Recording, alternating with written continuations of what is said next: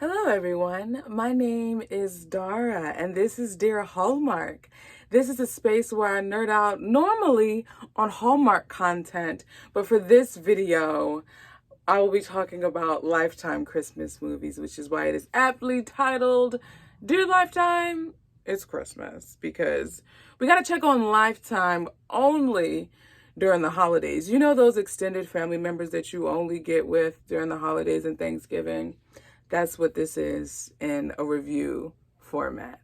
So this movie that I'm talking about right now that you've seen in the title, Kirk Franklin's A Gospel Christmas, is the movie that I was looking forward to the most out of the entire Hallmark It's a Wonderful Lifetime content lineup. This was the movie especially when I saw who was starring in it, I said, sign me up. We have Chaz Lamar Shepard, who for me, I know him from Sister Sister in I forget if it was season 3 or 4, but it was when the sisters were in their junior year of of high school, because I remember it was in their senior year where Tamara started dating Jordan and Tia with Tyreek. So it was like their junior year of high school. They were wearing those green cheerleader outfits, the green and yellow with the pizzazz and the sparkle. I forget his character's name, but he played Tia's boyfriend during that time. And then the missus, Demetria McKinney. She is one of my favorite actresses, and she, I think, is one of the most underrated actresses that we have, personally. She is so brilliant. She's in another movie called A Stone Cold Christmas, which is kind of like a modern day Scrooge, or retelling of A Christmas Carol. How she played that was perfection. And this is what added to how I took the movie in. I'm so used to seeing her in strong woman roles. We've also seen her in a few Tyler Perry plays. She played in Meet the Browns, the play. She was also in Why Did I Get Married, the play. If you're used to the movie, if you know the character Trina, who Sheila's ex-husband or Sheila's husband was fooling around with, Demetria McKinney played the original Trina in the Why Did I Get Married stage play. So I was already aware that she could sing. I knew she could sing her face off. And my sister introduced me to the singing side of Chaz Lamar Shepard. So I was already aware that he could sing. I had great expectations for this movie. So let's talk about how it fared. The premise, Demetria McKinney's character, Olivia Richard, but it's spelled Richard. She is an assistant pastor in a mega church in Chicago ran by her mom. And her mom sends her to a small church in Greenwood, Texas, where she is now to become the pastor. Olivia is very shy, very insecure in her abilities to be a pastor. And we find out also in her ability to sing. Her mom always encourages her, you're a singing pastor, you're a singing pastor. She's like, no, just a pastor. And we find out throughout the course of the movie that she went through kind of a traumatic event when it came to her singing and why she stopped singing, and how Chaz Lamar Shepard's character, Ashton, the more he spent time with her, the more he found out.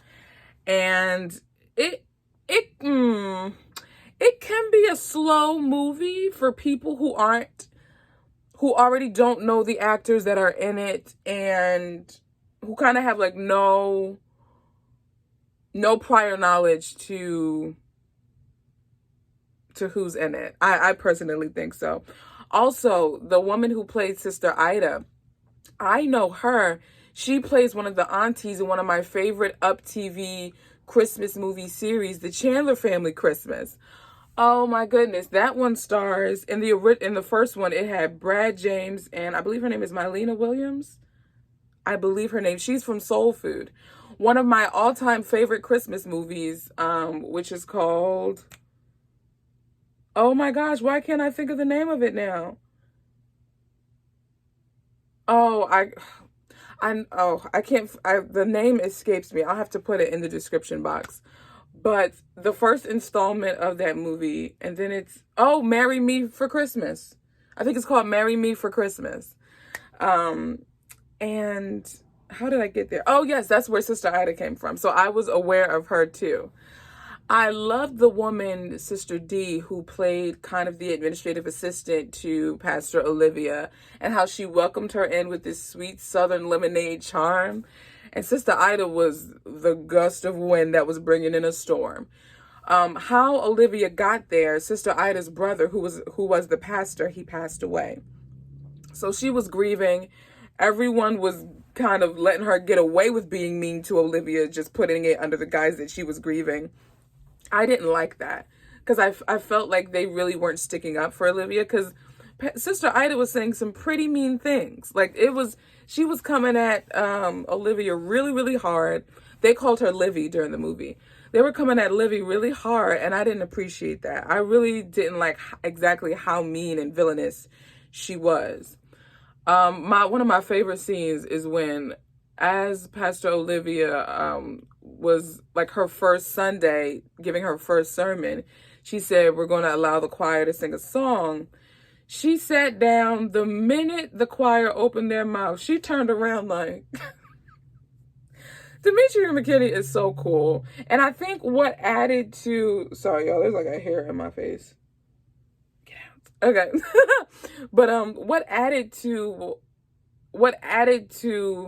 the brilliance of Demetria McKinney for me in this movie is that, because I know she is a strong woman, like she carries herself with much confidence and is very strong-willed.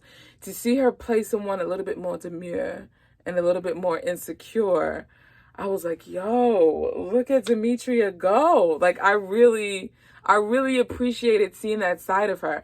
And it actually made me want to see more of her within this made-for-TV romance space. Like, I would love to see what she would do with a Hallmark movie and what that would look like. Can we talk about the hair? I was getting outfit ideas. I was getting hairstyle ideas. The one thing that really annoyed me during this movie was the studio dub of their voices over them lip syncing. The studio was turned up so much, I didn't even need headphones. You could clearly tell that it was studio produced. And it took me out of the movie, because there were a couple of scenes where we're only supposed to have a piano because we're only around a piano, but yet you hear drums, you hear all this other instrumentation. And it's like, but that's actually not here in the scene. Like, you hear drums, you hear percussions, you hear guitars. And it's like, but we're only supposed to, like, really, honestly, lending itself to the scene, we're only supposed to see Ashton on the keys. So ain't nobody playing the drums? And there was one point when they were singing Go Tell It on the Mountain, and then the background came in. I didn't see the choir move not one lip. And I'm like, oh, this ain't it, Jack. This ain't it. And the thing is, I really, really wanted to hear Chaz and Demetria sing live with, like, not a studio overproduced. Those were their voices. I can confirm that those are indeed their voices when they're singing, but it wasn't live. And they're like in Hallmark's Christmas in Harmony, when Luke James' character in Harmony, when they were going, like when they have their meet cute outside of the pastor's office or what have you, and they're going back and forth doing their little sparring match, and he actually sings, you can tell he's singing in that scene, in that moment. And that's what I thought I would get from Demetria and Chaz in this, which was kind of a disappointment. There were some faulty acting moments with the supporting characters, like the B characters in the choir, but all in all, I think this movie is 3.5 ornaments. I think if you're looking for something to watch randomly, sure, but if I'm completely honest, you aren't missing anything. I know I'm biased because I'm tied to Chaz, Lamar Shepard, and Demetria McKinney, and Kirk Franklin. Jesus is the reason for the season, yeah. So that's kind of my bias going into it. But like I said, if you don't have that tie, or if you're not one who's steeped in the gospel music tradition, which was another thing that I was hoping for. as a Christian Black woman who grew up around so many genres of Christian music, I was so excited to see, like, oh, they're going to show, because I grew up listening to Christian rock, rap, pop, R&B, rap, I already said rap. So I was so hyped to see, oh my gosh, like, yes, show that there is such a thing as Christian rock and that rock can be a thing within the Christian community or what have you. But I didn't hear not one guitar. It didn't give off a rock and roll nothing to me. So I was like, dang. But those are my thoughts about A Kirk Franklin's Gospel Christmas, or Kirk Franklin's A Gospel Christmas. Let me know your thoughts. Have you seen the movie? Is this one you are looking forward to seeing? If you're on the fence, I'd say just go ahead and watch it. At least if you have some interest, I would say watch it. There are definitely some chuckle moments. And again, I'm going to have to sing Demetria's praises. Like, she brought such an element of vulnerability. Like, I could feel her insecurity off the screen. I could feel it. And I just loved Demetria in this character. And I'm grateful I got to see her in this way. And I hope she does more of these types of movies. I really, really do. I really, really, really, really do. Well, you guys, let me know your thoughts in the comments. I look forward to giving you another Christmas, Lifetime Christmas movie review.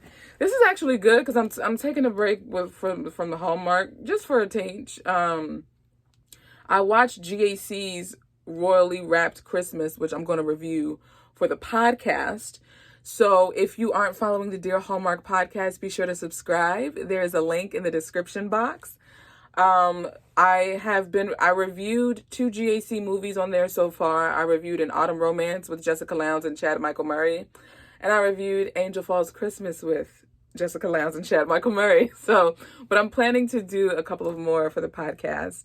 And also for any Hallmark movies that you don't see here on the YouTube channel in terms of Christmas, you're going to find those on the podcast. Because trust and believe, I've watched every Hallmark Christmas movie that has aired thus far, except for Time for Us to Come, Time for Them, Time for Y'all, Time for Them.